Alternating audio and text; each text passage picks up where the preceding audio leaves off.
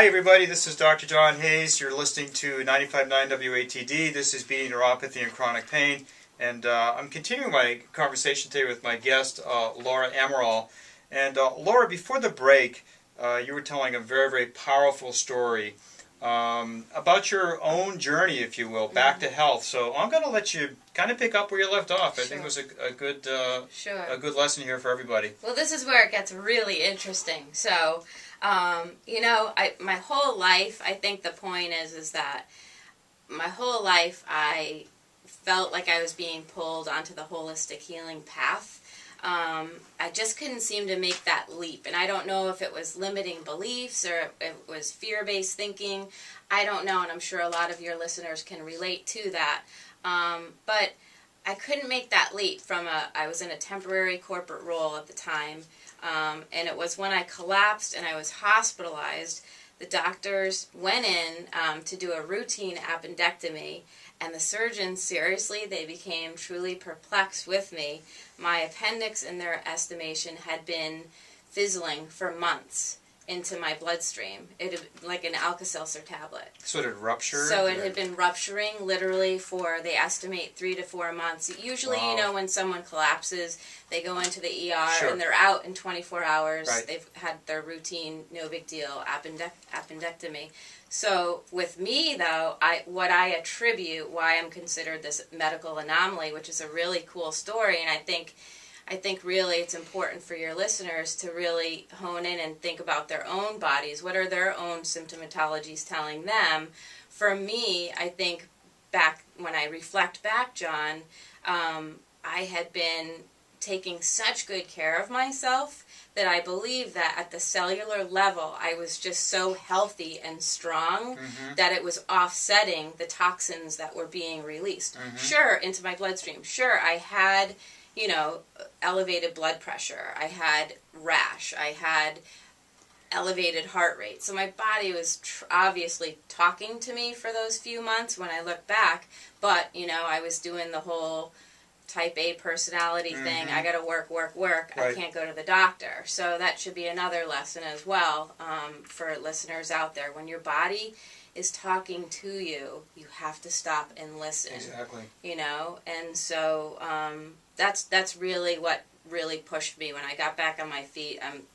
I just realized, if I was somehow survived all of that, I need to really pay attention and recognize what is my gift, what is my passion. My passion is getting people well and healthy. I mean, you can look perfect, but if you feel like garbage from the inside, what's the point to that? So that's when I made it official and got the formal education and training, and so now I can officially call myself that certified holistic health coach. Good. And so. Great. Well, very, very important story. I do want to touch upon, a couple of the things that you said. One of my favorites, if you will, one of my pet peeves ever since I first started to study and get trained in nutrition was the whole concept of biochemical individuality, which basically means that we're all different. We all have our idiosyncrasies. And, one of the worst things that we can do as clinicians when we have patients is to expect every patient to respond to the same drug, the same therapy, even the same foods. And I'm sure you find the same thing in your practice, as you've already said. Yeah. Absolutely, yeah. That's really, I hone in on that for sure, John, because, one man's poison is another man's pleasure and vice versa, and it really is all about bioindividuality that, like me, for example, I can't take gluten, I can't take wheat, but that doesn't mean that I'm going to prescribe that methodology or that theory, if you will, with all of my clients. Correct.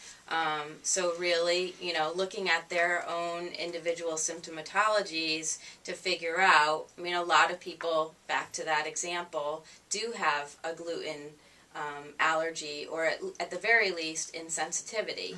And then there's sugar, of course, which I know we're going to get into today. So, bioindividuality is really key. I've studied hundreds of dietary theories, and, I don't think that diets work, and I know we'll probably get into a bit of that as well. But really, it's just looking at the individual person and treating them holistically, treating that whole person, their body, their mind, their soul. Right. You know? Right. And it really goes a long way. You know, the work that we both do is fascinating. But I think that, I mean, you bring some very, very unique qualities to the table in terms of the experience that you have, because you can relate to your patients, as can I. I mean, I was a very sick little kid, spent lots and lots of time in hospitals, lost a year from school, and so our stories and our paths are probably very similar. And I think if you talk to many, many people in healthcare, it really is the same. So we do feel this connection, if you will, to our patients. I think really what we want to do, though, for our guest today is we want to hit upon, I think, one of the things that is probably one of the most important things I think that you've been able to do, and that is to actually not only teach people how to eat properly, but actually now supply them with products, which makes a big difference. So I think that's a good story, and I think it's a real important one.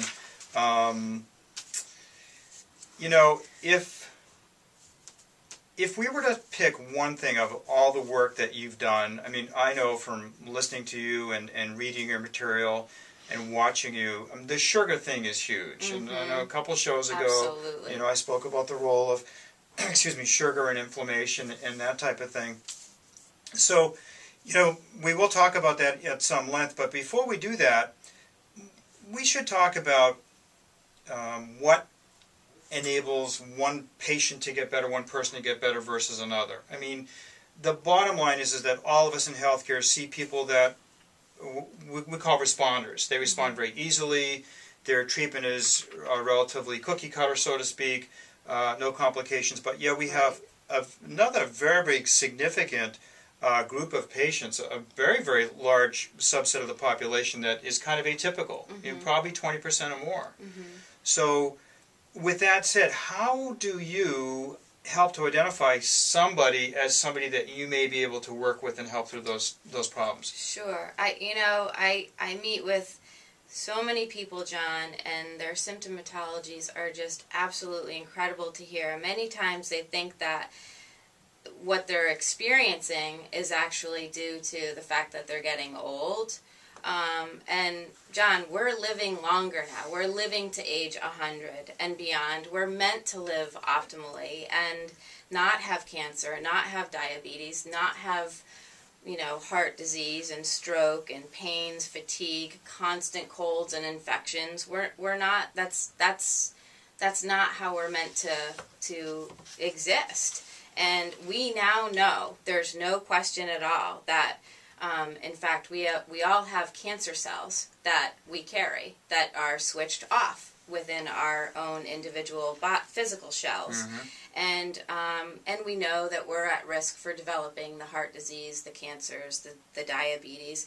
The question is why are we okay with that this is accepting that this is just part of life and this is just how it is, and we're supposed to have aches and pains and constant sinus infections and upper respiratory infections. Right, exactly.